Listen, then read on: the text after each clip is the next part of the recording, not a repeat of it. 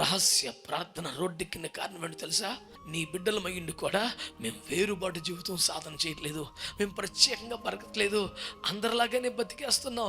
ఒక ప్రతిష్ట లేదు, ఒక పరిశుద్ధత లేదు, ఒక వైరాగ్యం లేదు, ఒక ఉపేక్ష లేదు, ఒక సమర్పణ లేదు.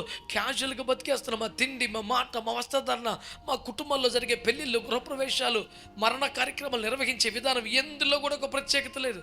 అంత సాధారణ మనుషులు చేసినట్లే జరిగిపోతుంది. ఇలా జరగకూడదు కదా. నీ కొరకు ప్రత్యేకమైన వాళ్ళంగా బ్రతకాలి కదా.